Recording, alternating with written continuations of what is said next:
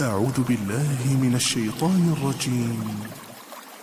يا أيها الذين آمنوا إذا قيل لكم تفسحوا في المجالس فافسحوا يفسح الله لكم وإذا قيل انشزوا فانشزوا يرفع الله الذين آمنوا منكم والذين أوتوا العلم درجات والله بما تعملون خبير. إن الحمد لله نحمده ونستعينه ونستغفره ونعوذ بالله من شرور أنفسنا وسيئات أعمالنا. من يهده الله فلا مضل له ومن يضلل فلا هادي له، وأشهد أن لا إله إلا الله ربي وحده لا شريك له، وأشهد أن محمدا عبده ورسوله. يا أيها الذين آمنوا اتقوا الله حق تقاته ولا تموتن إلا وأنتم مسلمون. يا أيها الناس اتقوا ربكم الذي خلقكم من نفس واحدة وخلق منها زوجها وبث منهما رجالا كثيرا ونساء، واتقوا الله الذي تساءلون به والأرحام إن الله كان عليكم رقيبا.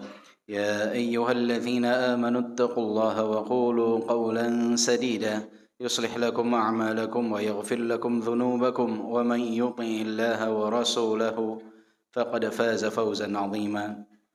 اعلموا فإن أصدق الحديث كتاب الله، وخير الهدي هدي محمد صلى الله عليه وسلم، وشر الأمور محدثاتها وكل محدثة بدعة وكل بدعة ضلالة وكل ضلالة في النار. أما بعد. Alhamdulillah wa syukrulillah atas segala nikmat yang Allah limpahkan kepada kita. Walhamdulillah, Allah subhanahu wa ta'ala kembali perjumpakan kita dalam majelis ilmu ini ayuhal ikhwah. Dan kita insyaAllah akan melanjutkan pembahasan kita dari kitab Hilyah Talibil Ilm yang ditulis oleh Syekh Bakar ibn Abdullah Abu Zaid rahimahullah rahmatan wasi'ah. Dan pembahasan kita yang terakhir adalah perkara kelima yang harus ada pada diri seorang muslim, yang mana beliau menekankan bahwa perkara yang kelima yang harus ada pada diri seorang muslim adalah kerendahan hati dan menghindarkan diri dari kesombongan. Dan poin ini telah kita bahas pada pertemuan sebelumnya, bahwa seorang penuntut ilmu itu harus berendah hati, tidak boleh sombong. Harus memiliki ibarat ilmu padi, semakin berisi dia semakin merunduk. Semakin seseorang berilmu, dia harus semakin berendah hati. Karena kesombongan yang paling menjijikan adalah di saat seseorang sombong dan angkuh dengan ilmu yang dia miliki. Karena ilmu itu harusnya menjadi salah satu bahan dasar yang utama untuk menanamkan kerendahan hati di dalam diri. Jika seseorang dia memiliki ilmu yang banyak, tetapi di samping itu dia sombong dengan ilmu yang dia miliki, maka pada hakikatnya dia tidak memahami ilmu yang dia miliki tersebut. Maka ayuhal ikhwah, semakin rajin kita ikut kajian, semakin rajin kita ikut pengajian, harus semakin berendah hati. Harus semakin berendah hati. Harus semakin memiliki rahmat kepada orang-orang di sekitar kita. Maka disebutkan oleh para ulama, seseorang itu semakin luas ilmunya, harus semakin luas kasih sayangnya. Jangan terbalik, justru semakin luas ilmu, semakin hilang kasih sayang kepada hamba. Harus semakin besar. Jadi keinginan untuk memperbaiki orang itu harus lebih besar dari sebatas keinginan untuk memvonis orang lain dengan ilmu yang dia miliki.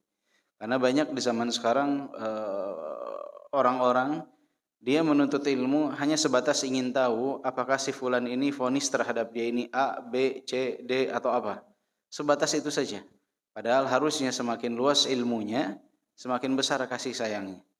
Bukan vonis yang dia jadikan akhir dari segalanya, tapi justru dia menginginkan perbaikan dari orang-orang yang ada di sekitarnya. Maka kerendahan hati dan menghindarkan diri dari kesombongan ini penting. Kemudian Syekh Bakar ibn Abdullah Abu Zaid menyebutkan poin yang keenam yang harus ada pada diri setiap penuntut ilmu. Beliau mengatakan di dalam kitabnya Al-Amrus Sadis, perkara yang keenam, Al-Qana'atu waz-Zahidah. Yang keenam yang harus ada pada diri seorang penuntut ilmu yang menjadi perhiasannya adalah qanaah dan zuhud. Qanaah dan zuhud. Ini harus ada pada diri penuntut ilmu. Qanaah dan zuhud. Qanaah, merasa ridha, merasa cukup atas apa yang Allah Subhanahu wa taala berikan kepadanya. Ini qanaah. Dan zuhud yaitu di saat seseorang meninggalkan apa yang tidak bermanfaat baginya di akhirat kelak. Ini adalah zuhud. Maka beliau menjelaskan di sini at-tahalli wa haqiqati zuhdi az-zuhdu bil harami wal ibtiadi an himah bil kaffi 'anil mushtabihat wa an tatallu'i wa 'anit tatallu'i ila ma fi aydin nas. Dan hakikat zuhud, kata beliau, adalah seseorang meninggalkan perkara yang diharamkan, menjauhkan diri dari apa yang diharamkan dan yang sekitar dengannya, dan menjaga diri dari perkara-perkara yang syubhat, dan menjaga diri untuk tidak menginginkan apa yang ada pada tangan-tangan manusia. Jadi ini yang beliau jelaskan hakikat daripada zuhud tersebut. Jadi ayuhal ikhwah, yang pertama qanaah. Qanaah ini bukan berarti seseorang itu pesimis tidak melakukan sebab. Qanaah itu seseorang merasa ridha atas apa yang Allah Subhanahu wa taala berikan kepadanya, disertai dengan ikhtiar dia, disertai dengan usaha dia. Karena banyak di zaman sekarang orang mengatakan saya qanaah, tapi tidak mau bekerja. Dia diam di rumah, datang ke kajian, balik lagi ke rumah, istrinya yang sibuk jualan, istrinya yang banting tulang mencari nafkah, kemudian dikatakan, "Pak, kita kurang nih, kita nggak ada beras, kita harus qanaah." Jawabannya seperti itu. Tapi dia tidak mau ikhtiar sama sekali, tidak mau berusaha sama sekali, tidak mau menjualkan minimal misalkan produk yang dibuat oleh istrinya sendiri. Nggak mau. Dia diam di rumah, tidur, makan, tidur, makan, tidur. Pekerjaannya seperti itu. Ketika diminta sesuatu dari kebutuhan hidup keluarga, dia katakan kita harus qanaah. Nah, ini adalah kekeliruan pemahaman berkenaan dengan qanaah. Seseorang itu qanaah harus disertai dengan pencarian sebab, dengan cara yang halal. Setelah dia berikhtiar, berdoa dengan cara yang halal, dia berikhtiar, kemudian mendapatkan sesuatu yang di kacamata manusia itu sedikit, dia merasa cukup. Itu yang disebut dengan qanaah. Jadi qanaah ini dengan tawakal beriringan. Qanaah dengan tawakal ini beriringan. Ya. Jadi qanaah, seseorang harus qanaah, karena ini adalah kanz, perhiasan, harta karun yang paling berharga yang ada pada diri seorang hamba. Dia akan menjadi aghnan nas, manusia yang paling kaya dengan keqanaahan. Dan sebaliknya, sebanyak apapun harta seseorang, kalau tidak diiringi dengan qanaah, dia akan menjadi afqarun nas, akan menjadi orang yang paling fakir. Karena merasa kurang. Ketemu ngeluh, padahal gajinya 30 juta, 40 juta. Setiap ketemu antum akan merasa, ya Allah, kasihan nih orang. Padahal penghasilannya 30-40 juta. Kenapa? Enggak ada qanaah dalam diri. Enggak ada perasaan merasa cukup, itu enggak ada. Abu Bakar Az-Zahid rahimahullah pernah ditanyakan, "Ma maluka?" Harta apa yang kau punya? Karena sangat fakir Abu Bakar Az-Zahid rahimahullah. Ditanya, "Ma maluka?" Harta apa yang kau punya? Maka beliau menjawab, "Li malan. La akhsha ma'ahum al-faqr." Aku punya 2 harta yang tidak pernah aku takut fakir dengan keduanya. Yang pertama, kata beliau, ats-tsiqatu billah. Aku yakin terhadap janji Allah. Dan yang kedua, al-ya'su mimma fi aidin nas. Dan aku tidak pernah berharap kepada apa yang ada pada manusia. Ini 2 harta karunku. Yakin atas apa yang Allah Subhanahu wa taala janjikan, dan aku tidak pernah berharap kepada apa yang ada pada manusia. Harapan itu hanya ditumpukan kepada siapa? Kepada Allah Subhanahu wa taala. Sampai Ali bin Abi Thalib radhiyallahu anhu mengatakan, al-qana'atu malun la nafadalah. Qanaah itu adalah harta yang tidak akan pernah sirna, harta yang tidak akan pernah habis. Itu qanaah. Bahkan sebagian ulama mengatakan, andai saja seseorang itu hanya punya seteguk air, kemudian tempat tinggal yang sederhana, dan juga khubz, roti kering, Kalau dia punya itu semua tuh cuman itu saja, tapi ada qanaah di dalam dirinya, itu udah cukup. Dia nggak akan pernah merasa kekurangan. Alhamdulillah, bisa makan, bisa minum, ada tempat tinggal. Nikmat dari Allah Subhanahu wa ta'ala. Dia nggak akan mengeluh. Kenapa? Cukup. Cukup. Banyak juga buat apa? Ada orang di kantongnya 1 triliun, yang dia pakai berapa paling sehari makan? Ada orang makan 1 triliun? Ada. Rata-rata itu hanya tabungan. Orang punya tanah di sini, tanah di sini, tanah di sini, nggak dipakai semua. Ada orang yang di rumahnya kamarnya ada 10, yang dipakai kamarnya berapa? 1 sama dia. Dari 1 kamar itu yang dipakai apa? Dia tidur di mana? Di atas kasurnya. Kasurnya misalkan lebarnya 5 meter misalkan. Lebarnya 5 meter, panjangnya 10 meter. Paling yang dia pakai 2 kali 1. Betul? Tuh, orang punya mobil 10, yang dia pakai berapa? 1. 1 pun dia nggak bisa terlentang dari depan ke belakang kan? Paling 1 kursi yang dia pakai. Jadi sebenarnya kalau untuk memenuhi kebutuhan hidup sedikit pun alhamdulillah kita harus bersyukur. Harus bersyukur. Jangan sampai kita hilang rasa qanaah. Masya Allah, tabarakallah, kalau kita lihat kehidupan para masyayikh hafizahumullah dan rahimahullah yang telah wafat di antara mereka, itu sederhana tapi tidak pernah kelihatan tanda apa? Kekurangan pada diri mereka. Nggak pernah. Nggak pernah terlihat kayaknya butuh bantuan, enggak. Karena mereka tidak menampakkan kesulitan mereka dan mereka selalu merasa apa? Merasa cukup. Saya pernah ketemu 1 orang guru, dia di Yaman itu guru, gajinya kalau rupiah itu sekitar 3.500.000. Anaknya 11. Cukup Pak, kalau datang ke rumahnya makannya daging. Ya. Masya Allah, tidak pernah merasa dia kekurangan. Bahkan lebih senang memberi kepada orang lain. Padahal penghasilannya 3,5 juta dengan anak berapa? 11. Kalau pakai logika kita, akal-akalan kita ini nggak akan masuk nih 3,5 juta. Ya. Masuk tidak 3,5 juta? Tidak. Saya pernah bertemu seorang polisi, gajinya itu 1.600.000 uang Indonesia.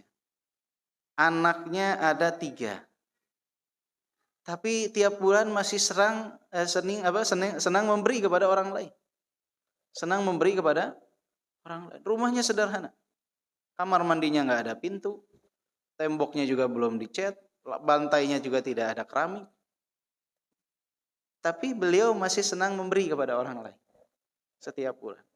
Hitung-hitungan logika nih gajinya nggak cukup. Pakai akal-akalan kita nggak cukup. Tapi qanaah, selalu merasa cukup. Nggak terlihat kekurangan pada diri. Nggak pernah mengeluh di hadapan orang. Nah, ini yang harus ada pada diri setiap penuntut ilmu. Apalagi kalau kita datang ke pondok-pondok pesantren. Itu subhanallah. Dengan segala kesederhanaannya mereka hidup. Tapi tidak nampak sedikit pun kesulitan pada wajah mereka. Rapi penampilannya, menyenangkan untuk dilihat. Menjaga marwahnya, harga dirinya dia jaga. Qanaah. Merasa cukup atas pemberian. Mereka sudah ikhtiar, berusaha, bekerja, dapat berapapun disyukuri. Nah, ini qanaah ini yang hilang dari diri kita. Makanya berapa besar pun gaji kita, penghasilan kita, kalau tidak ada qanaah kita akan selalu merasa kurang dan miskin. Tapi ada orang yang cukup, gajinya tidak besar, setara UMR, tapi dia merasa qanaah, menyertai dia, hidup dalam keqanaahan, dia akan selalu merasa cukup. Tidak akan selalu merasa kekurangan. Dan keqanaahan ini harus ditanamkan kepada keluarga kita. Enggak cukup hanya ada pada diri kita saja. Karena kalau qanaah hanya pada diri seorang bapak, tapi tidak ada pada diri seorang istri, ini rumah tangga akan seperti kapal perang nih. Ya, terus setiap hari ribut. Kenapa? Suaminya udah cukup, apalagi kata istri nggak bisa. Suaminya pulang belikan tas untuk istri harga 50.000 sesuai dengan budget gaji dia. Istrinya nggak mau, nggak ada qanaah dalam dirinya, pengen yang 1 juta. Berat gak bagi suami? Berat. Penghasilan 2 juta suruh beli tas 1 juta. Sisanya bagaimana? Berat. Makanya keqanaah ini harus ditanamkan pada diri kita dan keluarga kita. Sampai kepada anak-anak kita. Mereka harus selalu merasa cukup atas apa yang Allah Subhanahu wa taala berikan. Jangan selalu memberikan apa yang mereka minta. Jangan. Biar mereka belajar untuk qanaah, merasa cukup. Misalkan mereka pengen mainan A, jangan langsung diberikan. Walaupun kita punya uang, gampang tinggal beli lagi, tinggal beli, enggak. Nanti tidak ada qanaah dalam diri dia. Suruh dia merasa cukup atas mainan yang dia miliki. Mainkan. Kasih jeda waktu. Dari dia meminta sampai kita berikan. Agar apa? Agar melatih dia untuk memiliki sifat qanaah. Karena kalau sifat qanaah ini hilang pada diri seorang hamba, berapapun rizki yang dia dapatkan, akan hilang kebahagiaan di dalam diri. Akan timbul ketamakan dan kerakusan. Makanya dilihat kalau sekarang bahasa orangnya itu oligarki disebutnya ya. Orang-orang wah kayaknya luar biasa. Mereka tetap rakus tuh. Ambil sana, ambil sini, tindas sana, tindas sini. Kenapa? Karena mereka nggak merasa cukup. Padahal mungkin mereka punya pulau sendiri, punya pesawat sendiri, rumahnya nggak tahu berapa, tanahnya tidak tahu berapa. Tadi merasa apa? Merasa kurang. Karena tidak ada qanaah dalam dirinya. Dan qanaah ini harus dilatih. Dengan apa? Yang pertama, seseorang melatih qanaah itu dengan melihat ke bawah dalam perkara dunia, bukan melihat ke atas. Kata Rasulullah, "Unzuru ila man huwa asfala minkum, wa la tanzuru ila man huwa fawqakum, fa innahu ajdaru alla tuzdaru ni'matallah." Lihatlah dalam perkara dunia itu kepada orang-orang yang berada di bawah kalian. Jangan melihat kepada orang-orang yang berada di atas kalian. Karena jika dalam perkara dunia kalian selalu melihat kepada orang-orang yang ada di atas kalian, akan hilang rasa syukur pada diri kalian. Nggak akan ada rasa syukur. Tapi kalau lihat ke bawah, alhamdulillah. Antum punya mobil, kendaraan roda 4. Dengan range harga 100 juta. Lihat ke bawah. Alhamdulillah ana punya yang 100 jutaan. Tetangga sebelah punya yang 40 jutaan. Yang AC-nya juga sudah tidak jalan. Alhamdulillah masih jalan AC-nya. Lihat ke bawah. Lihat lagi ke tetangga sebelahnya. Yang punya harga mobil 40 jutaan, dia lihat kepada tetangga sebelahnya. Alhamdulillah. Ana masih punya mobil walaupun AC-nya tidak jalan, tapi alhamdulillah tidak kehujanan, tidak kepanasan. Dari terik matahari. Walaupun sedikit, bahasa Sundanya haredang ya. Nggak ada AC. Sebelah ana dia cuma punya motor. Ya, cuma cukup buat 2 orang. Ana bisa cukup 1 keluarga, alhamdulillah. Yang punya motor, lihat ke tetangga sebelahnya. Alhamdulillah ana punya motor. Tetangga sebelah ana kemana-mana dia jalan kaki, naik angkot. Alhamdulillah, ana punya motor. Bisa lebih cepat buat aktivitas. Tetangganya yang bisa naik angkot, lihat ke tetangganya yang sebelah. Alhamdulillah, ana masih bisa jalan. Tetangga sebelah ana kemana-mana pakai kursi roda. Nikmat luar biasa. Yang pakai kursi roda bersyukur kepada Allah Subhanahu wa taala. Alhamdulillah, ana masih bisa keluar pakai kursi roda. Tetangga sebelah terbaring di tempat tidur, tidak bisa kemana-mana. Yang tetangga sebelah terbaring tempat tidur, alhamdulillah. Ana walaupun terbaring tempat tidur masih bisa berkumpul dengan keluarga. Tetangga sebelah ana terbaring di rumah sakit, jauh dari keluarganya. Yang terbaring di rumah sakit jauh dari keluarganya, alhamdulillah. Ana masih terbaring di atas tempat tidur walaupun di rumah sakit, alhamdulillah. Ana masih bisa berzikir dan beribadah kepada Allah Subhanahu wa taala. Tetangga kamar ana sebelah dia udah koma total, hilang kesadaran. Yang koma udah nggak bisa, alhamdulillah lagi, nggak sadar deh. Keluarganya, alhamdulillah gitu ya, masih ada harapan hidup. Yang lain udah wafat. Lihat ke bawah. Tapi kalau lihat ke atas capek ya. Coba yang ini nih yang punya 100 juta mobilnya, dia lihat ke tetangganya yang sebelah kiri. Protes dia. Kita mobil ini aja, subhanallah. Tetangga sebelah tuh mobilnya, parkir itu udah bisa lihat dari layar, nggak usah tengok kanan dia ke kiri. Kita masih gini aja, tengok kanan, tengok kiri. Tetangga sebelah mobilnya spion, tinggal dipencet, nutup sendiri. Kita masih harus manual, gitu kan? Lihat ke sebelah nih, yang lebih mewah kan? Kata yang sebelah yang punya mobil 400, 500 jutaan, dia lihatnya ke atas lagi, musibah. Kita mobil ini aja, mobil rumah, tetangga sebelah dia punya mobil sport, masya Allah, tabarakallah. Harganya em-eman, kita yang ratusan lagi, nggak bersyukur. Yang punya em-eman, nggak bersyukur. Kita kemana-mana nih naik pesawat, bareng-bareng sama orang lain. Tetangga sebelah kita dia punya pesawat pribadi. Mau berangkat tinggal berangkat. Kita harus empet-empetan sama orang lain, deket-deketan sama orang lain. Ya, masih miskin kita kata dia. Yang punya jet pribadi, dia lihat apa? Tetangganya yang sebelah. Subhanallah, orang udah punya pulau sendiri. Kita nggak punya apa-apa. Yang punya pulau dia lihat kekuasaan orang. Yang menjadi raja dari satu negara. Nggak akan ada kepuasan. Tidak akan ada kepuasan. Kalau lihat ke atas, nggak akan merasa cukup atas apa pemberian Allah Subhanahu wa Ta'ala. Maka kuncinya dari Rasulullah apa? Lihat ke bawah dalam perkara dunia. Kadangkala boleh lihat ke atas untuk motivasi. Tapi bukan terlalu nenggak ke atas terus menerus. Enggak, lihat ke bawah. Lihat ke atas itu sekali untuk motivasi, udah itu lihat lagi ke bawah, bersyukur. Alhamdulillah. Nah, itu dalam perkara dunia. Kemudian Rasulullah sallallahu alaihi wasallam menerangkan bahwa laisal ghina an kathratil 'arad walakinnal ghina ghinan nafs. Kekayaan yang hakiki itu bukan kekayaan harta. Kekayaan yang hakiki itu adalah kekayaan hati dan jiwa. Rasulullah itu 3 kali hilal, 2 bulan berturut-turut hanya memakan al-aswadan, air dan kurma. Nggak ada nyala api, kata Aisyah di rumah beliau. 2 bulan berturut-turut 3 kali hilal. Nggak ada nyala api. Rasulullah itu pernah bahkan beberapa kali mengikat batu di perut beliau untuk menahan rasa lapar. Pernah beliau keluar ketemu Abu Bakar dan Umar sama-sama sedang lapar. Pernah dalam mempersiapkan peperangan Khandaq ketika akan menggali parit saat itu. Saat itu ada penyerangan dari kaum Ahzab, dari kaum musyrikin ke kota Madinah. Kemudian Rasulullah bermusyawarah dengan para sahabat. Muncullah ide dari Salman Al-Farisi radhiyallahu anhu untuk dibuatkan parit. Sehingga perang itu dikenal dengan perang Khandaq atau perang parit. Dan Rasulullah turun langsung dalam pembuatan parit tersebut. Dan saat pembuatan parit itu Rasulullah mengikat batu di perutnya menahan lapar. Menahan lapar. Saat itu Rasulullah saat pembuatan parit itu mengucapkan satu ucapan yang luar biasa.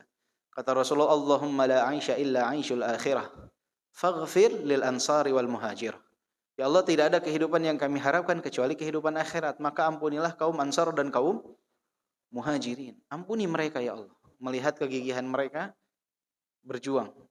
Sekitar 3.000 sahabat menggali parit. Saat itu yang lain mengatakan apa?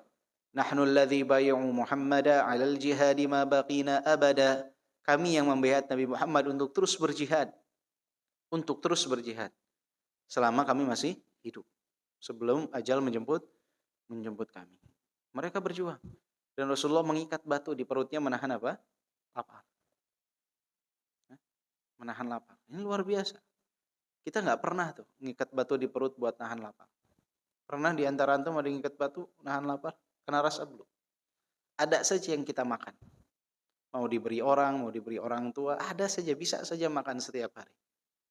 Tapi Rasulullah saat itu mengikat batu di perut menahan lapar.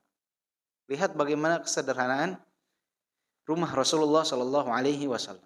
Kesederhanaan kehidupan beliau. Beliau bukan nggak bisa kaya, cuman itu pilihan hidup beliau, hidup dalam kesederhanaan. Maka kita ini alhamdulillah Allah kasih kelapangan. Dari pakaian, dari kendaraan, Masya Allah, tabarakallah, nikmat luar biasa. Sekarang hampir nggak ada orang yang kecuali dia ada motor di rumahnya walaupun satu. Mayoritas, walau tidak semua. Berarti apa? Nikmat dari Allah Subhanahu wa Ta'ala. Terus kita kalau ngeluh terus, mau sampai kapan? Akan hilang kebahagiaan dalam kehidupan kita. Maka qanaah ini kunci yang harus ada pada setiap penuntut ilmu. Karena kalau seorang penuntut ilmu tidak ada qanaah dalam dirinya, dia akan selalu merasa kurang. Sehingga nanti waktunya akan habis untuk mengejar keinginan dia dalam perkara dunia. Kemudian tidak ada lagi alokasi bagi dia untuk menuntut ilmu, untuk belajar dan mengajarkan ilmu. Karena akan selalu merasa kurang. Sekarang kalau kita 24 jam kali 7 hari setiap pekan kita pakai buat kerja, nggak akan ada cukupnya dan nggak akan pernah merasa cukup. Terus akan hilang waktu kita untuk apa? Untuk belajar agama. Waktu kita untuk mengajarkan ilmu kepada keluarga kita, kepada orang-orang di sekitar kita. Maka seorang penuntut ilmu itu harus qanaah. Qanaah itu adalah kunci utama. Sehingga dia dapat mengatur mana yang al-ahammu minal muhim, mana yang terpenting dari yang penting. Harus. Karena kalau dia nggak tahu mana yang terpenting dari yang penting, akan banyak perkara-perkara yang tidak penting atau kepentingannya tidak terlalu urgent, itu masuk dalam kehidupannya dan mengambil banyak waktu dalam kehidupannya. Dia harus mengatur itu semua. Ya. Ini ibarat gelasnya ya. Wah, ini gelas. Kalau antum punya batu besar ya, punya kelereng, punya pasir, punya air. Ini. Kalau perkara yang terpenting itu batu, kemudian kerikil, kemudian pasir, kemudian air. Ini gelas, kalau diisi dulu batu, perkara-perkara yang Allah wajibkan kepada antum. Kemudian diisi kelereng, masih bisa masuk ke kelereng? Masih. Setelah diisi kelereng, diisi pasir, masih bisa masuk gak? Masih. Setelah diisi pasir, diisi air, masih bisa masuk gak? Masih. Coba antum balik. Diisi air dulu, udah penuh belum? Udah penuh. Betul? Atau diisi pasir, penuh gak? Penuh. Bisa diisi batu? Kalau sudah diisi pasir? Tidak bisa. Bisa diisi kelereng? Tidak bisa, sudah penuh dia. Maka seseorang harus menempatkan perkara yang terpenting dulu. Dia isi dengan batu-batu besar. Apa dia? Sholat wajib dia. Nggak boleh ada yang tertunda. Dia isi perkara yang wajib, yang harus dia lakukan. Kemudian diisi waktunya, sisanya dengan kelereng-kelereng tadi. Perkara-perkara yang sunnah bagi dia. Perkara-perkara yang dapat menunjang kehidupan dia. Menuntut ilmu, belajar, dan lain sebagainya. Baru terakhir diisi dengan pasir. Maka yang terpenting dapat, yang penting dapat, yang tidak terlalu penting pun dapat. Kalau kita isi dulu dengan pasir, habis. Jadi kalau kita isi kehidupan kita ini 24 kali 7 itu hanya dengan mengajar dunia, nggak akan ada waktu buat ikut kajian. Nggak akan ada. Mana sibuk, nggak akan ada waktu. Bahkan buat sholat yang wajib pun nggak akan ada waktu. Apa nih, sibuk kerja nih. Sayang nih klien, sayang nih konsumen. Buat keluarga apalagi tidak akan ada waktu. Maka kita harus bisa menempatkan mana perkara yang terpenting dari yang penting. Itu bisanya seperti itu adalah dengan adanya qanaah di dalam diri. Kalau nggak ada qanaah, nggak akan bisa kita mengatur waktu tersebut. Ayyuhal ikhwan. Maka di sini disebutkan oleh Syekh Bakar bin Abdullah Abu Zaid. Dan kemudian itu apa ya ikhwah? Dan kemudian adalah zuhud. Nah kalau zuhud ini tarku ma la yanfa fil akhirah. Meninggalkan sesuatu yang tidak bermanfaat di akhirat. Ini zuhud. Zuhud ini beda dengan wara'. Apa perbedaan antara zuhud dengan wara'? Kalau zuhud, tarku ma la yanfa fil akhirah. Meninggalkan sesuatu yang tidak bermanfaat di akhirat. Kalau wara', tarku ma takhafu dararuhu fil akhirah. Meninggalkan sesuatu yang ditakutkan mengakibatkan kemudaratan di akhirat. Meninggalkan sesuatu yang dapat memudaratkan di akhirat. Kalau zuhud, meninggalkan sesuatu yang tidak bermanfaat di akhirat. Kalau wara', meninggalkan sesuatu yang dapat memudaratkan di mana? Di akhirat. Dari pengertian ini, maka para ulama mengatakan di antara bagian daripada zuhud itu, meninggalkan sesuatu yang tidak bermanfaat di akhirat, apa saja yang termasuk di dalamnya? Yang pertama adalah perkara-perkara yang diharamkan. Al-muharramat ini enggak manfaat untuk kita di akhirat. Perkara yang haram bermanfaat tidak untuk di akhirat? Tidak bermanfaat. Kemudian yang kedua adalah syubhat. Perkara-perkara yang syubhat, enggak bermanfaat bagi seseorang di akhirat jika kita lakukan. Malah bisa mentergelincirkan kita kepada perkara-perkara yang diharamkan. Yang ketiga adalah al-makruhat, perkara-perkara yang dimakruhkan. Yang mana ditinggalkannya justru kita akan mendapatkan pahala. Maka dikerjakannya tidak akan manfaat bagi kita di akhirat. Dan yang keempat adalah fudulul mubahat. Fudulul mubahat, yaitu ketika seseorang terlalu banyak mengerjakan pekerjaan yang mubah. Terlalu sering, terlalu banyak melakukan perbuatan-perbuatan yang mubah. Mubah dia boleh, tapi keseringan. Ini pun tidak akan bermanfaat untuk akhirat. Perkara yang mubah tuh boleh, tapi kalau keseringan, ngabisin waktu, nggak manfaat buat kita. Ya. Ini kata para ulama pengertian dari zuhud. Maka ingin melihat kebesaran nilai zuhud dalam diri kita, lihat bagaimana kita dengan 4 poin ini. Apakah kita meninggalkan perkara yang diharamkan? Apakah kita meninggalkan perkara syubhat? Apakah kita meninggalkan perkara-perkara yang makruh? Apakah kita tidak memperbanyak diri dalam perkara-perkara yang mubah? Jika ini kita tinggalkan 4 poin ini, maka itu menandakan tingginya nilai zuhud pada diri kita. Sedangkan wara adalah meninggalkan apa yang memudaratkan kita di mana? Di akhirat. Dari 4 poin ini yang dapat menyebabkan kemudaratan bagi kita di akhirat itu apa? Perkara yang haram dan perkara-perkara syubhat. Jika dilakukan, otomatis akan mengakibatkan kesengsaraan di mana? Di akhirat. Akan mengakibatkan kesengsaraan di akhirat. Makanya para ulama mengatakan bahwa wara itu bagian daripada zuhud.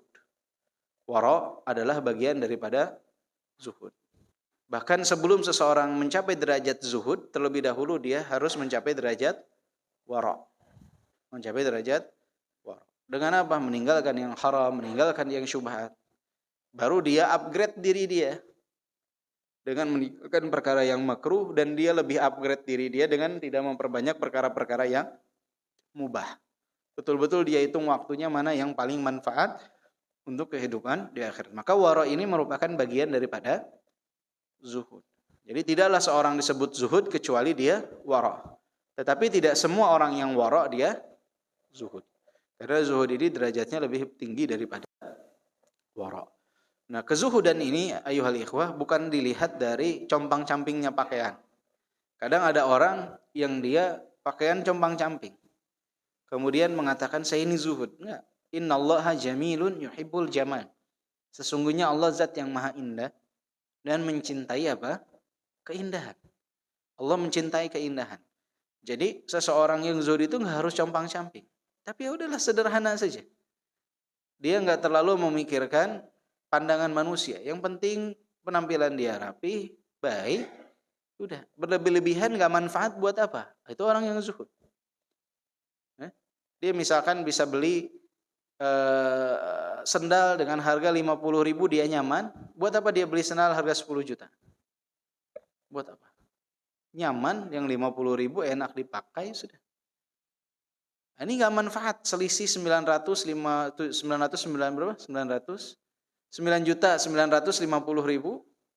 enggak manfaat di akhirat. Ya, enggak manfaat di akhirat. Lebih baik dia sedekahkan, dia nafkahkan, ya. Tapi dia nyaman dengan sendal tersebut. Bukan berarti dia kemana-mana nggak pakai sendal. Paham nggak? Bukan berarti orang yang zuhud itu kemana-mana tidak pakai alas kaki. Kemudian sayang uangnya. Enggak, dia beli sendal, dia pakai. Selisihnya dia apa kan? Dia manfaatkan untuk yang lain. Ini dia pilih yang nyaman bagi dia, yang dapat menunjang kesehatan dia. Jangan juga demi penghematan kemudian menyiksa diri dia. Ada sendal tuh yang nggak pas Pak, Bapak jalan dikit langsung sakit kaki itu. Pijakannya tidak pas. Padahal Bapak mampu beli yang pas untuk kaki Bapak. Jadi zuhud itu nggak harus kita pakaian compang-camping. Misalkan ada pakaian nih, pakaian. Wah ini enak nih, nyaman dipakai. Saya lebih nyaman ketika ibadah. Kita beli pakaian tersebut, nggak masalah. Innallaha jamilun yuhibbul jamal. Jangan misalkan ada pakaian yang serupa bahannya sama, itu harganya misalkan 200.000 rupiah. Kemudian ada hanya karena merek tertentu, padahal sama kualitasnya, itu harganya 20 juta. Dia lebih milih baju yang 20 juta. Nah, ini hati-hati. dengan kualitas yang sama, dengan kenyamanan yang sama, kita lebih milih menghamburkan harta di yang 20 juta tersebut tanpa sebab, ini bisa menafikan kezuhudan dalam diri seorang hamba. Jangan juga, yang 100.000 aja lebih murah. Tapi bukan ukuran Bapak ukurannya 3XL pakai yang L Pak ini. 100.000 L. Merecet bajunya ya. Sholat nggak nyaman, kemana nggak nyaman. Nggak apa-apa, yang penting ini lebih murah. Nah, jangan seperti itu juga. Jadi cari yang pas. Innallaha jamilun yuhibbul jamal, yang nyaman, yang enak, ya. Yang nyaman, yang enak, tapi tidak boleh berlebihan. Tidak boleh berlebihan. Sesuai pakaiannya dengan syariat, tidak boleh berlebihan. Jadilah hamba yang zuhud. Jadi zuhud itu bukan seberapa kaya, seberapa miskin seseorang, bukan. Tapi di mana dia letakkan harta tersebut. Ada seperti misalkan Abdullah ibn Mubarak disebut orang yang zuhud. Padahal hartanya banyak sekali. Tapi beliau tidak meletakkan harta itu di hatinya. Tapi meletakkan di genggamannya. Ada orang yang fakir, tapi tidak disebut zuhud juga. Kenapa? Karena dia letakkan harta di hati dia, tidak diletakkan di tangan dia. Maka membedakan seseorang zuhud atau tidak bukan dari banyak atau sedikitnya harta. Wah, si kaya mah ini enggak zuhud. Utsman ibn Affan kaya, tapi zuhud. Abdullah ibn Mubarak kaya, tapi zuhud. Karena mereka meletakkan harta di tangan, tidak meletakkan di hati. Tapi di zaman kita banyak orang yang fakir, tapi enggak ada kezuhudan dalam dirinya. Kenapa? Karena dalam hati dia yang ada adalah harta. Makanya Ana sering katakan banyak orang yang rela meninggalkan sholat Jumat demi 2.000, 5.000 rupiah. Dia rela tinggalkan. Dia jaga warung kecil dia, yang omsetnya juga nggak seberapa, mungkin selama itu sholat Jumat itu setengah jam, mungkin yang beli cuma 2.000, itu juga beli permen misalkan. Dia rela nggak tutup tokonya, demi apa? Demi omset 2.000 rupiah. Dia nggak mau buat sholat Jumat. Berarti harta itu ada di dalam hati dia. Ini musibah. Maka kezuhudan itu tergantung di mana penempatan harta tersebut. Maka Syekh di sini mengatakan, wa yu'tharu 'anil Imam Syafi'i rahimahullah, law awsa insan li aqalin nas surifa ila zuhad. Andai saja manusia itu diwasiatkan kepada orang yang paling berakal, maka akan dipalingkan kepada orang-orang yang zuhud. Jadi kalau ditanya, ada yang bertanya, siapa orang yang paling berakal? Pasti yang ditunjuk itu siapa? Orang yang zuhud. Mengapa orang yang zuhud yang ditunjuk sebagai orang yang paling berakal? Karena dia tahu mana yang bermanfaat bagi dia di akhirat. Orang zuhud itu meninggalkan apa yang tidak bermanfaat bagi dia di akhirat. Maka dia orang yang paling berakal. Nah, manfaat buat apa diambil? Berakal gak nih? Berakal. Bahkan para ulama itu menggambarkan, andaikan dunia ini adalah emas yang akan berakhir, yang akan fana. Dan akhirat ini ibarat pajangan dari tanah liat yang kekal. Tentunya orang yang berakal akan memilih pajangan dari tanah liat yang kekal dibandingkan emas yang sesaat. Betul gak Pak? Saya ambil contoh biar mudah. Di depan saya ada emas 1 kilo, ya Pak ya. Kemudian ada pajangan dari tanah liat juga beratnya sama 1 kilo. Saya bilang, Pak, kalau Bapak pilih emas, Bapak cuma boleh menyentuhnya. Udah itu Bapak pergi, nggak boleh dibawa nih emas. Kalau Bapak pilih pajangan dari tanah liat ini, Bapak boleh ambil, boleh bawa pulang. Kalau Bapak ini berakal, Bapak ini akan pilih yang mana?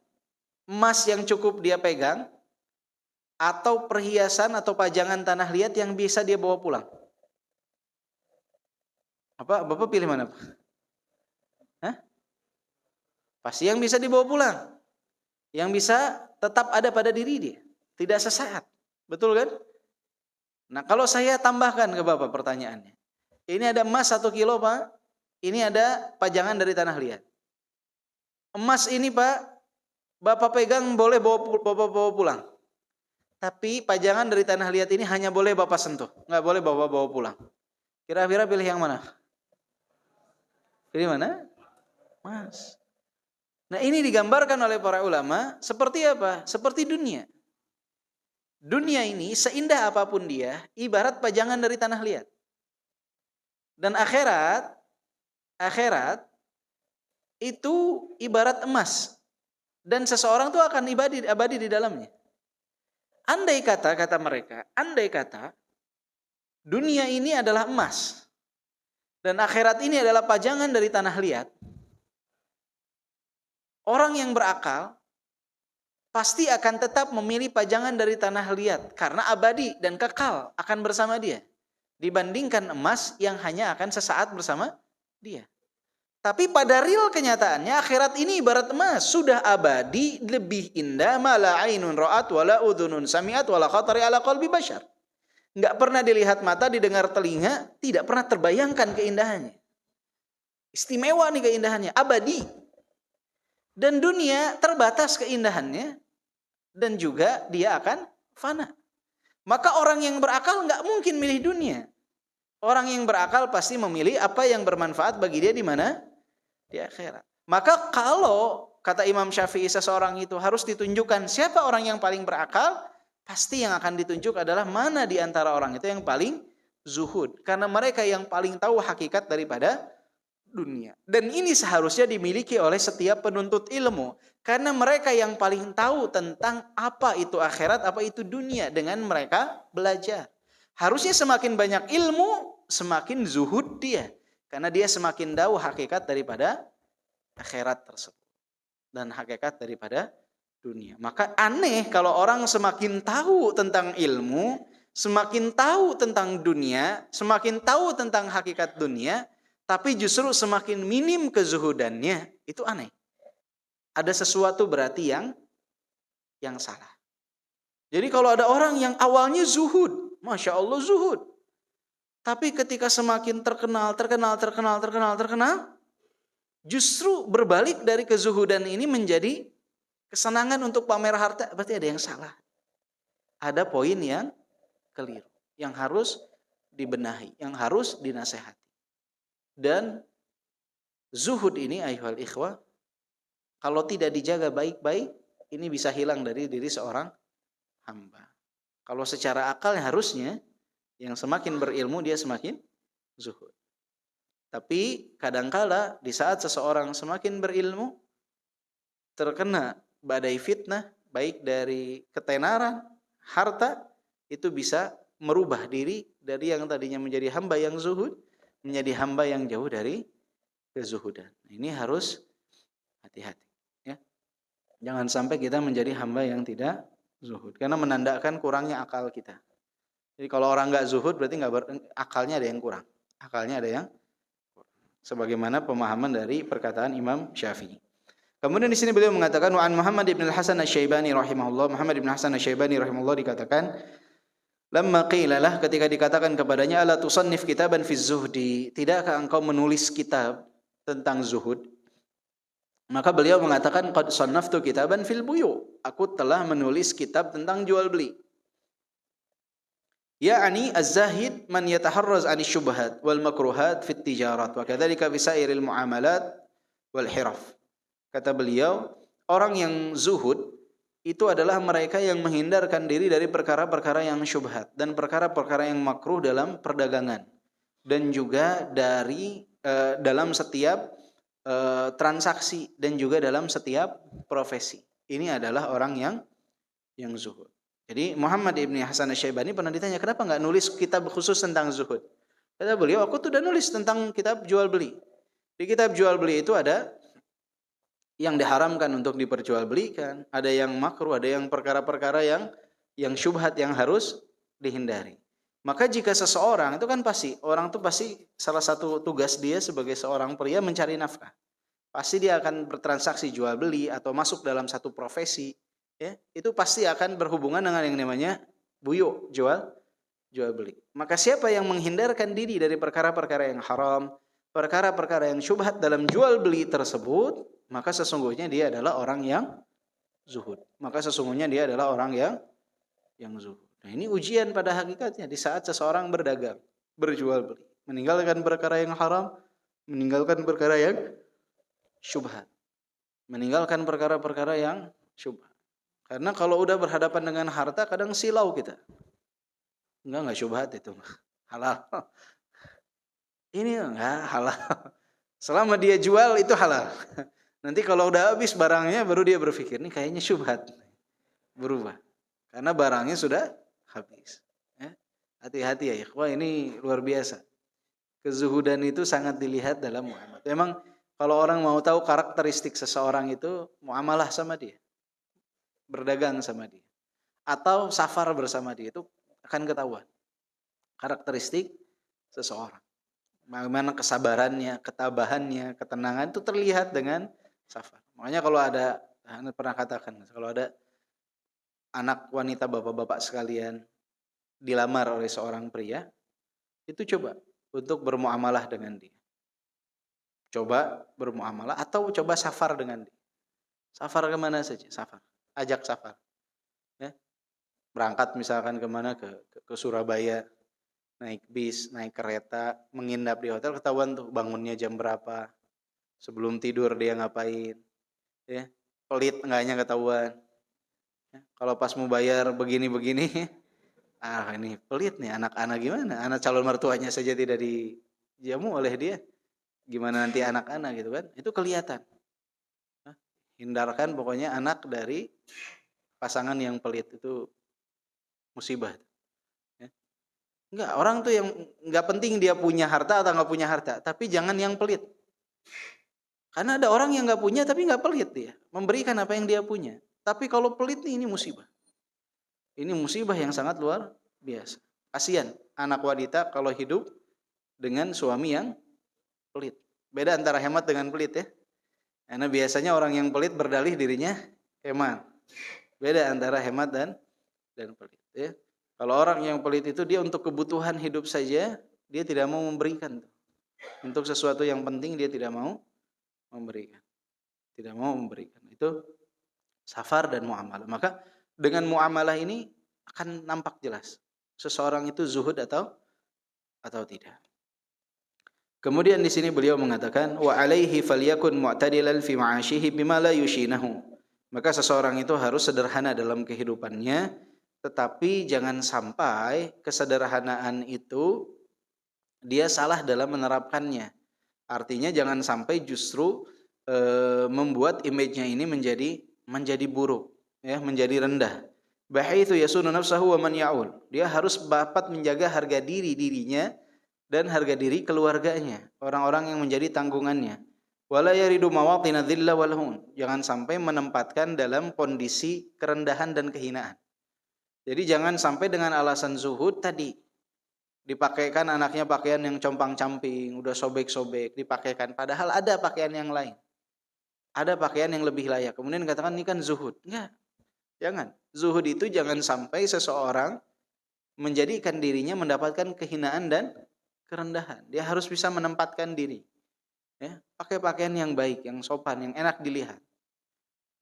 Ada. Tapi kenapa harus pakai yang compang-camping? Biar terlihat zuhud. Nggak boleh seperti ini.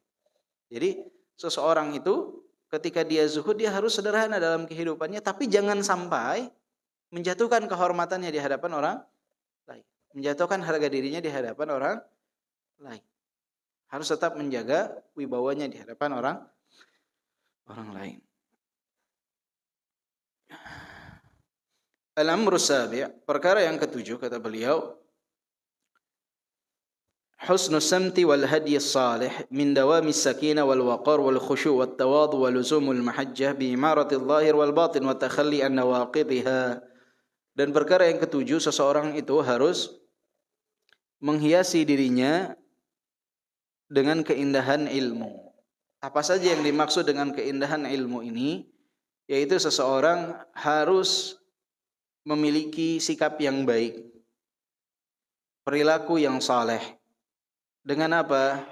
Dengan ketenangan yang ada pada dirinya, kewibawaan, kekhusyuan, kerendahan hati, dan dia terus berada di jalan kebenaran.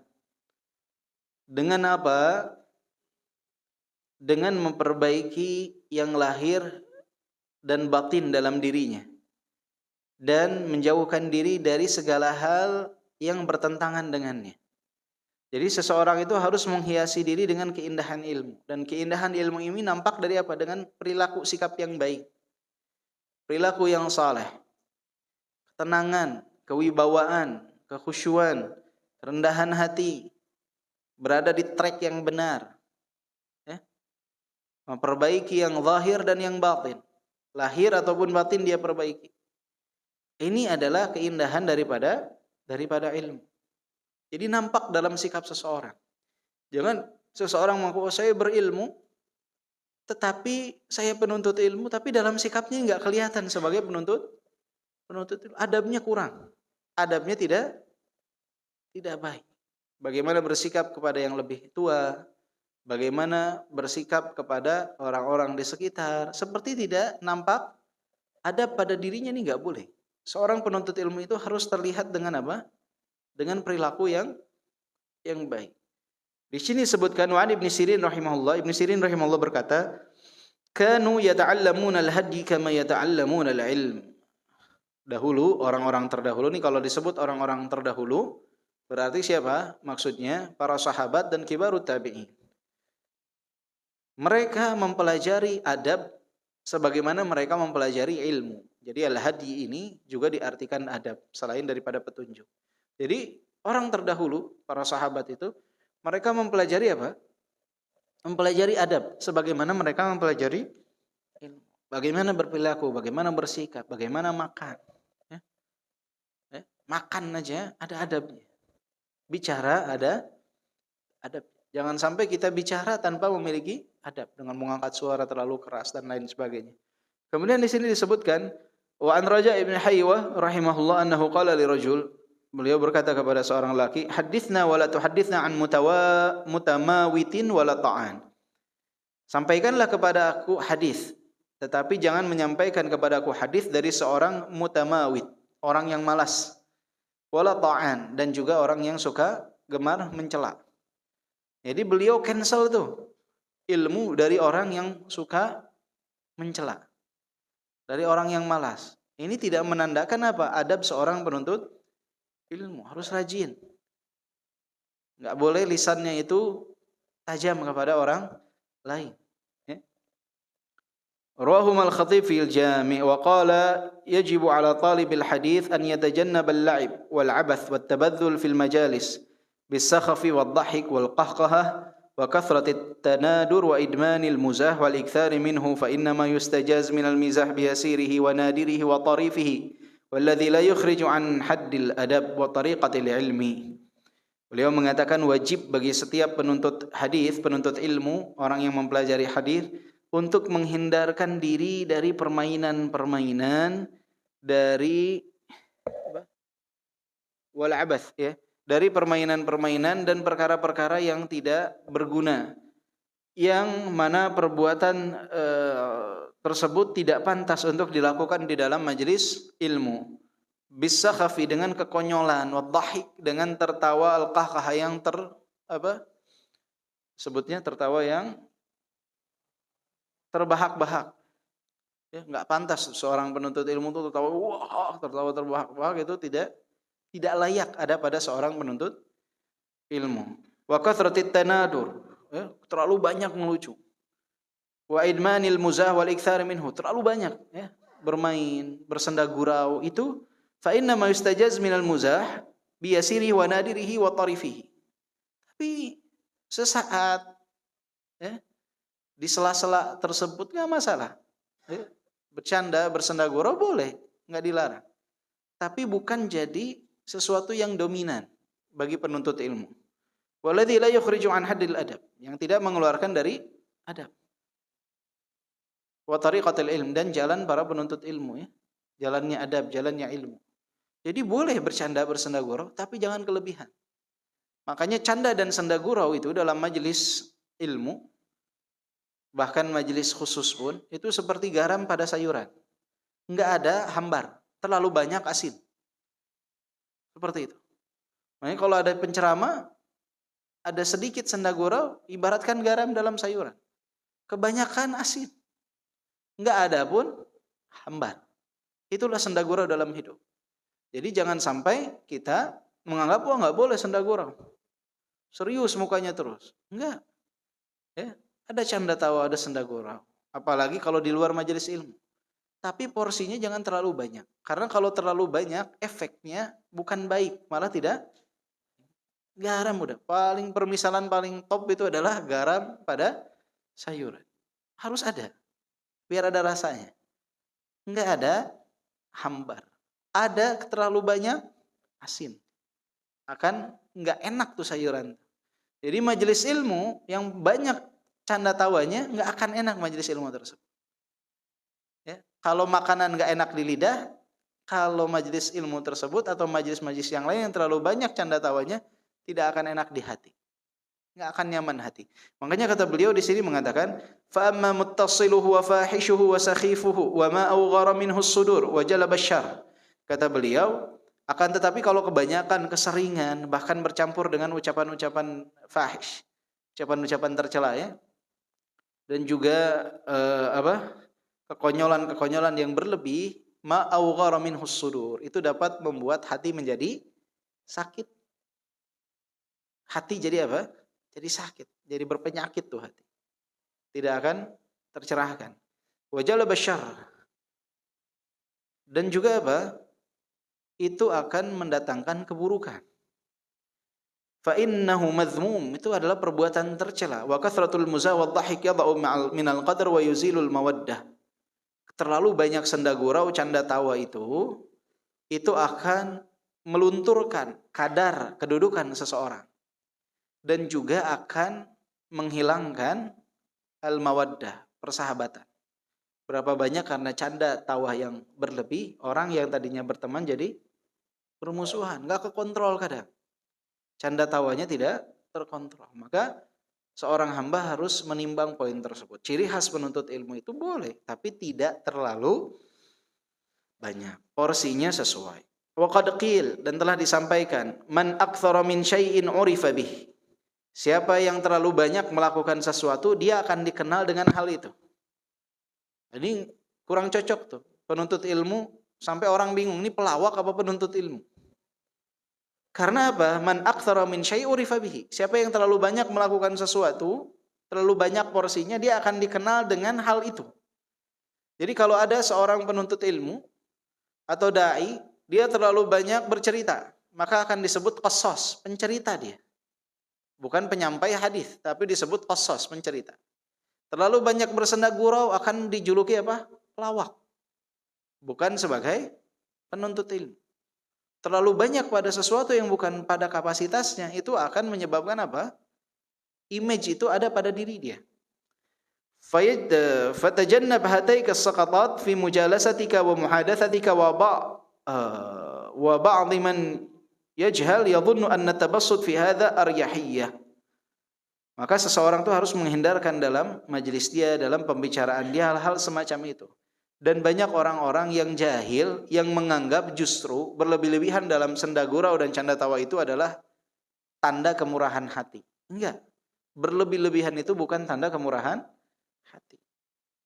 Tapi efeknya sangat buruk. Boleh, enggak ada ulama tuh kalau antum lihat ceramahnya ada canda tawanya, senda guraunya, tapi sedikit saja, enggak terlalu banyak. Tidak terlalu banyak. Rasulullah pun bersenda gurau, canda tawa, tapi enggak banyak. Bukan porsi 90% canda tawa, 5% hadis. Ya, harus dilihat porsinya sedikit. Wa 'anil Ahnaf ibn Qais annahu qala jannibu majalisana dzikran nisa wat ta'am inni abghadhu ar-rajul yakunu wassafan li farjihi wa batnihi. Kata Ahnaf ibn Qais mengatakan, jauhkan dari majlisku itu adalah penyebutan tentang wanita dan makanan. Karena sesuatu yang paling aku benci dari seseorang adalah ketika mereka banyak bercerita tentang kemaluan dan perutnya. Ini hindari nih, bapak-bapak khususnya. Bapak-bapak nih kalau udah majelis pasti yang dibicarakan apa? Kapan nambah istri. Betul? Pada diam bapak-bapaknya, Bu, takut. Pasti udah langsung tuh, otomatis yang ditanya itu. Kapan nambah istri? Ya. Obrolannya seputar itu. Ini yang harus dikurangi, hal semacam itu. Juga perut, makanan. Itu juga diminimalisir.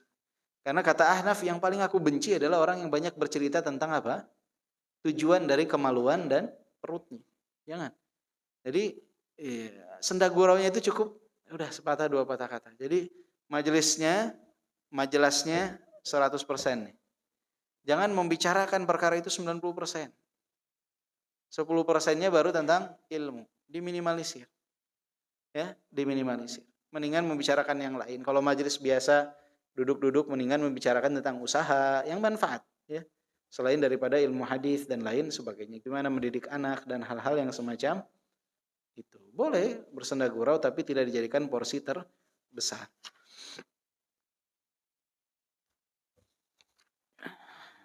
Wa fi kitabil muhaddath qala Syekh wa shawab al muhaddath al mulham Amirul Mu'minin Umar bin Al-Khattab radhiyallahu anhu fil qada wa man tuzayyin bima laysa fihi syanahu Allah. Wanzur syarahu Ibnu Al-Qayyim rahimahullah. Ini perkataan Umar bin Al-Khattab, siapa yang menghiasi dirinya bukan apa yang ada pada dirinya, maka Allah akan menghinakan dia. Akan menampakkan keburukannya. Jadi ketika seseorang bukan ahli dalam sesuatu, kemudian dia berusaha menghiasi dirinya dengan hal itu, maka Allah akan mempermalukan dia. Akan mempermalukan dia. Dan ini banyak kejadian semacam ini. Jadi orang bukan pada kapasitasnya, kemudian dia berbicara tentang sesuatu. Ketika di hadapannya orang-orang yang tidak tahu, aman-aman saja. Betul? Karena sama-sama nggak tahu yang ada di hadapan dia. Tapi ketika ada satu orang yang tahu dalam bidang tersebut, itu akan mentertawakan dia. Akan nampak kehinaannya. Ya, makanya rahimallahu mri'in arifa qadra nafsah. Allah merahmati orang yang tahu kadar dirinya. Jadi kalau sesuatu itu kita bukan ahlinya, katakan Allahu a'lam.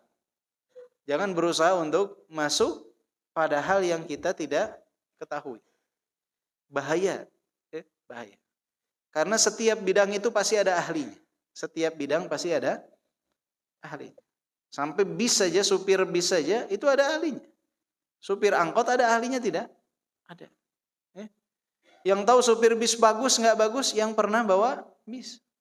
Yang lain enak-enak saja. Yang tahu ini orang jago dalam bidang servis listrik atau tidak, orang yang ahli dalam bidang listrik. Ketika bertemu dengan orang yang awam memang terlihat hebat. Tapi ketika bertemu dengan yang ahli, oh jangan nih, orang ini penipu nih. Tiap suruh servis AC ganti freon, ganti freon, ganti freon. Padahal tinggal dibersihkan. Ketahuan. Allah akan hinakan dia. Ya, di saat dia masuk dalam sesuatu yang bukan bidang atau keahlian. Maka ayyuhal ikhwah, poin penting pembelajaran dari kita juga untuk kita perkataan dari Umar bin Khattab ini, jika kira-kira kita tidak tahu dalam medan tertentu, dalam bidang tertentu, lebih baik katakan wallahu a'lam. Jangan semua diambil dari A sampai Z. Katakan nggak tahu. Nggak mungkin semua orang itu tahu segalanya, itu nggak mungkin. Tidak mungkin seorang itu tahu segalanya. Jadi jangan sampai kita merasa kita lebih tahu dalam segala hal. Dulu pernah berhaji itu berbarengan Syekh bin Baz, Syekh Al-Utsaimin dan Syekh Al-Albani rahimahullah dalam satu majelis. Ketika ada pertanyaan dalam perkara hadis, itu Syekh bin Baz melemparkan jawaban kepada Syekh Al-Albani. Karena dianggap Syekh Al-Albani lebih paham dalam ilmu hadis. Padahal Syekh bin Baz juga bisa jawab, tapi dilemparkan kepada siapa? Kepada Syekh Al-Albani. Ketika datang pertanyaan itu dalam perkara fikih, dilemparkan kepada Syekh Al-Utsaimin. Ketika perkaraan itu dalam perkara akidah dan manhaj, dijawab sendiri oleh Syekh Abdul Aziz bin Baz rahimahullah rahmatan wasi'ah. Karena mereka tahu keahlian yang lebih dibandingkan yang lain pada bidang-bidang tertentu. Datang waktu sholat, bingung siapa yang jadi imam. Imam cuma satu, nggak bisa dilempar-lempar ya, per rakaat. Akhirnya dipersilahkan Syekh Al-Albani untuk menjadi apa? Menjadi imam. Kata Syekh Al-Albani, Engkau guru kami wahai Syekh, majulah engkau jadi imam Syekh bin Baz.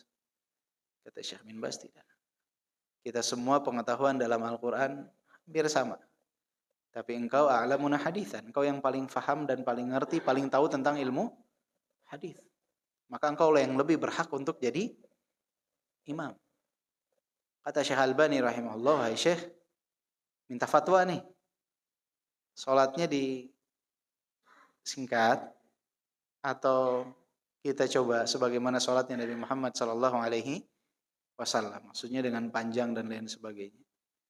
Kata Syekh bin Baz, alimna, ajarkan kami seperti apa Nabi sallallahu alaihi wasallam salat. Ini Masya Allah ya, ketawaduan para ulama. Kalau di kita Pak, enggak Pak. Kalau seseorang udah dikasih majelis, dijawab semua. Ditanya nahu, dia jawab. Ditanya sorof, dia jawab. Ditanya akidah, dia jawab. Ditanya tauhid, semua dijawab. Tidak ada satupun kata Allahu a'lam. Beratnya dia yang azan, dia yang qomat, dia yang sholat. Dia yang jadi imam. Semua diberantas. Padahal dalam keimaman ada ahlinya. Seorang harus sadar diri. Ya? Dan rata-rata jarang orang yang khutbah, orang yang ceramah suaranya tuh indah tuh jarang. Para masyayikh itu jarang sekali yang suaranya bagus. Ada qari yang lebih makmum akan lebih nyaman dengan qiraah dia, hafalannya lebih banyak, bacaannya lebih enak. Biarkan mereka yang jadi imam. Kecuali misalkan ketika sholat Jumat yang disunahkan yang menjadi imam adalah orang yang berkhutbah.